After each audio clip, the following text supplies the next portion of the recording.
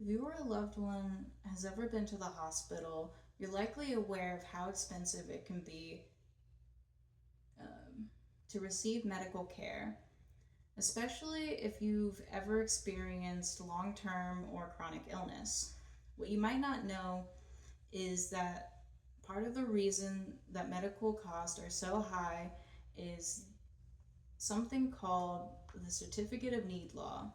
Con laws were enacted by Congress as part of the uh, National Healthcare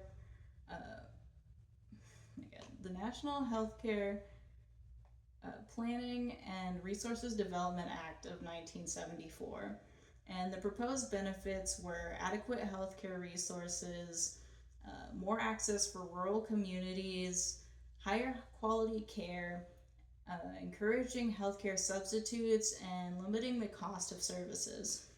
However, con laws have uh, proven to negate all of the benefits they were made to facilitate, which is why Oklahoma should consider repealing their Certificate of Need policies. Now, you're probably asking, what are Certificate of Need laws or con laws? Well, I propose the definition made by Camille Walsh, an assistant professor at the University of Washington Bothell, and the um, and an author at the State Policy Network. Certificate of Need laws are regulations that require healthcare providers to get special permission from the government before adding or expanding healthcare services or facilities. Con laws hinder healthcare for Oklahomans. Con laws provide lower quality of care at uh, medical facilities, nursing homes, and rehab centers by limiting certain supplies, services, and practitioners. The Mercatus Center has quite a few reports on the impact of con laws over the last 40 years, written by economic experts at George Mason University. Matthew D. Mitchell's 2021 report begins by stating con restrictions are neither designed nor intended to ensure public health or ensure that medical professionals have the necessary qualifications to do their jobs. In, in 2016, in the same center, uh, Thomas Stratman and David Will propose that more recent research suggests that deaths from treatable complications following surgery and mortality rates from heart failure, pneumonia, and heart attacks are all significantly higher among hospitals in con states. Con laws, uh, wait,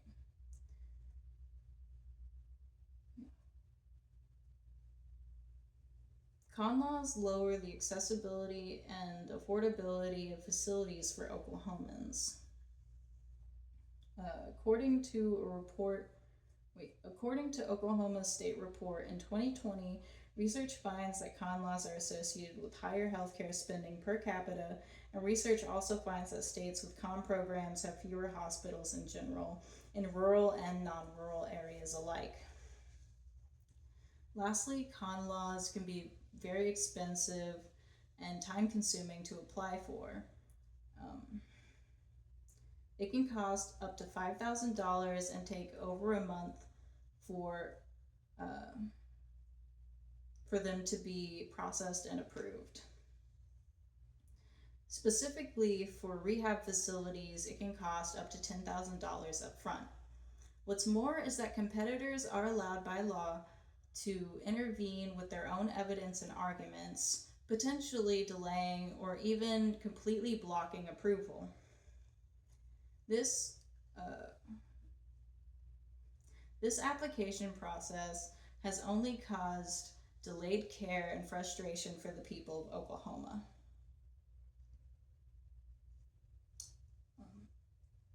For example, Byron Scholmach and a group of scholars at the 1889 Institute in Oklahoma presented a case study on a specialized Alzheimer's treatment facility meant for construction in 2013. It took 14 months for them to gain con approval, but protest from competing nursing homes in the area overwhelmed the proposer with legal fees, meaning that the project never got off the ground. Given all the information, it's easy to see why con laws Given all the information, it's easy to see why con laws are a hindrance on Oklahoman economy and the well-being of our citizens. The repealing of con laws would be a great improvement to Oklahoma's healthcare industry.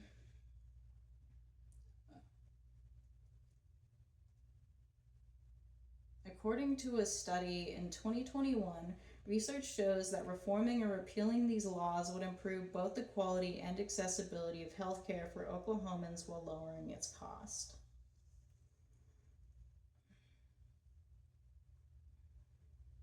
Okay. Having no con laws would mean it's easier for facilities to get the supplies they need as well.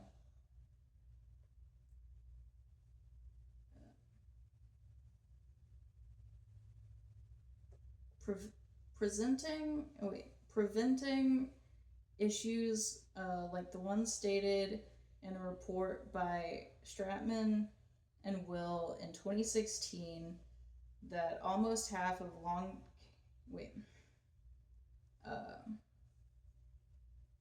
think it's 2016, that monopolizing facilitated by our state con laws meant that almost half of long-term care facilities for the developmentally disabled were completely full in July of 13. Specifically, all 9 of Craig counties were full, as were Canadians, LaFleur's, and Ottawa's. To conclude, it's clear that repealing our con laws is not just bureaucratically necessary, but a crucial step toward